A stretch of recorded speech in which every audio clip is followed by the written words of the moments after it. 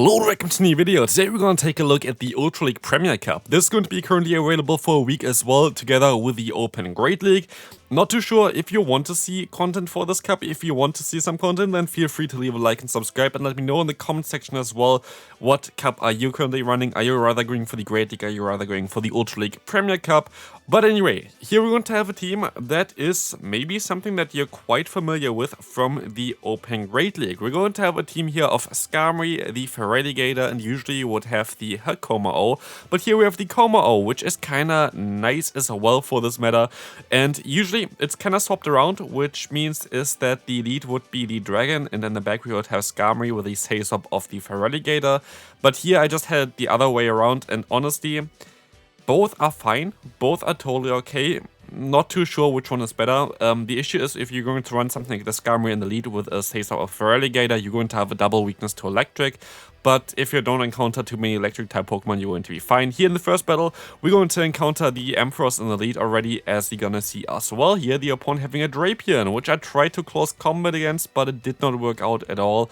But honestly, this team was amazing. I went 10-2 with this team, and the one of the losses at least, which I remember, were mainly down to me having a migraine, and I played completely horrible in this game. So yeah, basically I sure went 11-1 at least with it. The other game that I lost I didn't really remember, but we're gonna see it here today anyway. So, but with this close combat here, we're going to be able to win that game and move on to the next one. Next opponent, look at them. They're going to run kinda similar style to what we are going to run here, most likely, as they're going to have the Kommo-o in the lead while we have it in the back. But we're going to have a great position here, and honestly, Skarmory is so busted. Like, this Pokemon was by far like one of the strongest Pokemon that I had here. While the CP plus the IVs are not really ideal for PvP in general, because you cannot get the more amount of bulk basically from having a low attack stat. You have to have a 15-15-15 for the Open Ultra League.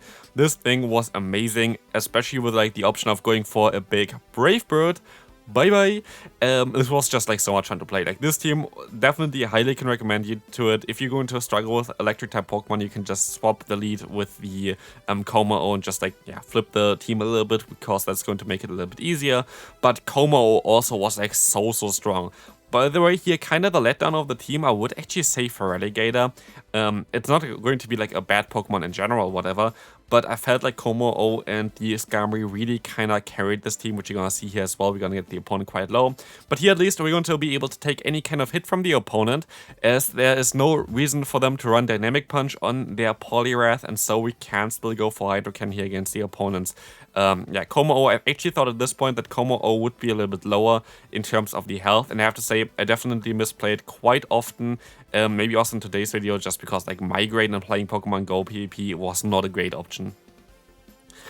Kinda had to do it though anyway, so yeah, I'm not going to complain too much about it, but I had like a lot of very horrible plays here today, so yeah, sorry about this, but still, this team was amazing, and I still got a 10-2 with this, so like I can't really complain too much about it.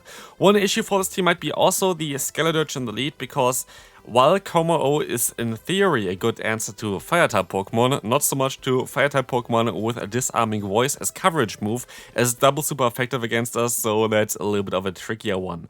Why maybe Skarmory, by the way, in the lead might be better also than Kommo-o is that you're going to bait out basically any kind of Fairy-type Pokemon with the say-swap of Feraligatr, which is quite huge because you have the Kommo-o in the back, which is double weak to Fairy-type Pokemon, so that also going to come in clutch quite often here today, which you're going to see. But here we're going to be able to shield up the move from the Skeledirge, farm them down.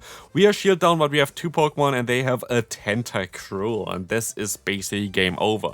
While it might take a little bit of time to knock them out here, which is actually kind of funny because it takes half of the match to knock out this Tentacruel by looking at my stats here right now. It's going to be still an easy matchup for us. There's literally no doubt that we're going to win this here, especially if they go for the Acid Spray, which just allows us to get up to another charge move. In hindsight, I should have thrown this charge move straight away, just because I know that this game is going to be over anyway. This just would, yeah, make it a little bit faster, because I don't have to go for two charge moves with the Skarmory here. They decided to go for another Acid Spray while I can retaliate with a Sky Attack. They're still not giving up. Not too sure why, because this game is like over a minute ago already or something. But yeah, we're going to be able to now move on to the next opponent, as I now forfeited. Oh, look at this, we're going to have a Wyrdeer in the lead. This is actually an interesting matchup, which I of course didn't know before either, because I don't play Wyrdeer or Skarmory too often. But here it's going to be actually quite nice for us because it can go for a Sky Attack, and we're definitely going to be able to knock them out with a Brave Bird afterwards. But I was thinking, maybe I can just go for another Sky Attack and that should be kind of fine here, right? Turns out, if you try to go for another Sky Attack here, the opponent is going to be able to survive, spoiler alert, with a 1 HP in a Dream. And so Brave Bird would have made it a little bit secure and you would be able to just choose your outcome, but I'm actually totally happy with this as well, especially if you can bait out a Fairy-type Pokemon. As said before, this is like the cool thing about Feraligatr. Feraligatr is great at baiting those Pokemon out because they all have a neutral matchup against you, all the Charm users, totally fine. But we can even go for another Charge move, and now we still have at least a little bit of health left on our Skarmory, which is quite important. As we will see here as well, the Kommo-o is not going to enjoy this matchup, so I'm forced to use a shield here. I am forced to keep a shield on this Pokemon even though it's insanely low, but they swap out into a Greninja, allowing us to just go ahead and swap into our hardest answer basically against this Pokemon. Everything Greninja can go for is going to be resisted while we do super effective damage with a close combat. And so I'm kinda happy about this kind of matchup now, because even if the opponent gets to another charge move with the Grand Ball, just like in theory, we still have a shield left. And so there is nothing they can do. I still have a charge move stored. A Sky Attack is easily enough to knock out the opponent's Grand Ball. And so this is going to be it for this one. Thanks for that, trainer, and we can move on to the next one. Again, Skeledirge in the lead, kinda awkward here. This time around I decided to go into the Feraligatr, and maybe it was okay, because we're gonna see here Dragalge coming in. If they're going to let this move go through, we should be able to align ourselves, and we can, which again, if you listened to me earlier on, is not as ideal against a Skeledirge, because Skeledirge has access to Disarming Voice. And so they can even get to another move here, which I was really hoping that they wouldn't get to it, and they have a 1 HP in a Dream and still get to it, but at least we're gonna see here now the Jellicent coming in. We still maybe have a chance there, but it's going to be a tough matchup. Jellicent is also going to be a Pokemon that I don't really like to see with this team at all. And yeah, it is going to be a little bit of a tougher one. Here the opponent has a very XL heavy team as well, with like 2 big XL Pokemon. But yeah, we're going to still have a chance here, hopefully, with the Dragon Claw against the opponent's Skeledirge. But let's find out. The opponent goes on another charge move. I'm forced to use a shield here. I'm forced to try to get them kind of low so I can, yeah, maybe win this matchup with either my Skarmory or my Feraligatr. But as you can see, the opponent lets the move go through, and so we get some more Dragon Tails in, which is quite huge. But we have to kind of hope that we can farm them down with our Skarmory here. And sadly, we are not going to be able to do that again by 1 HP. So this is going to be 2 times 1 HP in a Dream for the opponent in order to now actually win this battle. This is like the one that I lost as well. So I lost once because I made a stupid play because I was thinking that the opponent had a shield, which you're gonna most likely still see in this video. Hopefully, I'm not sure. But also here I just lost because the opponent's IVs basically surviving 2 times with 1 HP is kind of IV dependent, but here you see at least IVs kind of matter, and definitely try to get good IVs for the Go Battle League. We're going to have an Umbreon next here. This is going to be a matchup that would be great for our Kommo-o in the back, because Kommo-o resists all the Dark-type damage, and I doubt they're running Psychic here, as we can still have a very decent matchup for our Skarmory anyway, because our fast move is chunking away quite a bit of their health. I can go for 1 Sky Attack, and now I'm going to try to go for the next one for 1 Brave Bird, because Brave Bird should do quite a decent job here at getting some nice damage onto them. But first, I decided to let them go for another charge move, so I don't get the debuff before that, and now I can still go for the big Brave Bird. Let's see if they decide to use a shield on this one.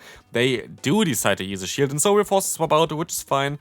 Maybe they have some Charmers in the back. There's like a team that's like Umbreon double Charm in the Ultra League, but I doubt that that's going to be the case here today. At least I hope it's not the case here. As we're gonna see, we can still go for another charge move. The opponent is going to go down with that, and it is a Charm Clefable, which is quite already a tell for that, because Clefable usually does not run Charm. Usually you would just go ahead and go for the Fairy Wind, which is also the better fast move unless you have a toxic team. So I was a little bit scared, but I was scared for nothing because they're going to have a Talonflame here. But it's still not ideal. They can go for a fly and just knock me out, but not if I can swap out here. And so basically I got 3 shields with my Kommo-o against the Talonflame, which is kind of perfect, because like this, the opponent has 0 play of winning this game or anything like this. We can just go for the Dragon Claw spam. We can even get a free fast move in, which is quite ideal for us. And we can see that the Flame Charge is going to be okay for us. We don't really care too much about it. We can just go ahead and go for another charge move, knock them out, and win this game. Next opponent, we're going to encounter Poliwrath and Elite here. This is going to be quite a neutral one, but something that I only noticed a little bit later into the game is that they are not running counter. I was very surprised that the skull didn't do as much damage as I thought it would be doing, but I did not realize that the opponent didn't have any fast move pressure. I only really realized that when I swapped now into my Feraligatr that they're running Mud Shot, which is something that is quite funny. So here the opponent swaps back into the Annihilate. I think afterwards we're going to be able to just knock them out here anyway, as the Feraligatr is going to have super effective fast move pressure against them. I can use a shield, farm them down, and see where we're going to end up with. But after this, I think they're going to go back into their Poliwrath, and at this point I kind of realize, oh, they're running actually Mud Shot, because I was like, yeah, they can farm me down, and that's kind of not ideal, but not with Mud Shot. Mud Shot is not going to be able to farm me down. And so yeah, at this point at least I realized as well that they're not running counter, which is quite good for us. Like, counter is definitely the better first move to go for. Mud Shot it's not bad. Like, Mud Shot is generating energy quite faster, but yeah, I don't know, like, counter is just more consistent, I guess. But here we're going to see the Skeledirge against us, and this is not really ideal for us, because the opponent is going to run Flamethrower. I feel like I kind of seen everything already today. Like, Flamethrower on this Pokemon does not make any sense at all. Like, the whole purpose of this Pokemon is having the coverage that it has with Shadow Ball and Disarming Voice. Yeah, this opponent is just mad. Like, don't do this, please. Like, it does not make any sense at all. They would have won if they had Disarming Voice for sure. Next opponent, look at this one. It's going to be a Nidoqueen, and we're just not going to talk about the CP of the opponent's Nidoqueen, okay? We're just not gonna talk about it. Just keep quiet on this one. Like, I'm fairly certain that most people that are battling is like also kind of already in decent elo range or whatever, because I see a lot of very good teams or whatever, and then you have like the once in a while teams where you think like, how did this even happen? Like, why are you playing Ultra League with a 2200 CP Nidoqueen that has both Poison Fang as well as Earth Power? Like, seriously, I guess like they're trying to build an XL variant of it, and they just don't have the XL candy yet, or the Stardust yet, or I don't know. Like, there's definitely a huge difference in terms of matchups if you are 2200 MMR, or not MMR, like CP on a Pokemon compared to 2500. Like, it does definitely matter quite a bit. As you're gonna see here, the opponent, I don't think they really want to play against me anymore anyway, and so they decide to forfeit this game now, which is kind of nice for us. Next opponent, Skuntank in the league, exactly. Skuntank in the league here. We're going to be a matchup that we're going to usually kind of win as a Skarmory, but we have to be a little bit careful if Skuntank in the league is going to have a Flamethrower or not. Okay, I should stop that. Crunch it is. Crunch is going to be fine for us, and because they are running the Poison type fast move of Poison Jab, we can go for the debuff, because our defense is going to be high enough to just resist anything anyway if they're going to shield this move up. But they don't, but they swap out into the Trevenant. I have Ice Beam, but I don't need Ice Beam. Ice Beam is kind of unnecessary here, as we can just go for the Hydro Cannon, get them quite low, and so we will see the opponent is going to go for their own charge move. It is going to be that Seed Bomb, and I can just usually go for another charge move here and then farm them down if they would use a shield, but they're swapped out into the Tentacruel, and that is totally fine. I don't really care too much about it. I can go for a Peter here. I don't really care at all. The opponent can go for their own charge move. I don't care at all about anything that's happening here now, because the opponent has like such a bad matchup against the Skarmory with the Tentacruel. I'm just going to be fine, especially as they're undercharged here for no reason. I can just go for another charge move, and I should be totally okay. Just no shielding anything. If they go for a Blizzard, like, yeah, have fun with that. Then you're going to have an Energy Dry Tentacruel against a Kommo-o. Have fun with that. Like, let's take a look here. They decide to go for the Blizzard. Totally fine for us. Kommo-o is going to be able to farm them down, and like, what is the Trevenant going to do here? Nothing. And we can swap out and move on to the final battle of today. Gliscor in the lead is going to be quite good for us, as we're going to be able to resist everything other than Night Slash. And Night Slash is not really a hard-hitting move, it is not stab. And so again, like, Skarmory is so great against so many Pokemon in this current meta. Like, so many Pokemon just getting completely hardware. And it's not only like Grass-type Pokemon, which you barely even seen. Like, there are so many like Dragon types or like Flying-type Pokemon.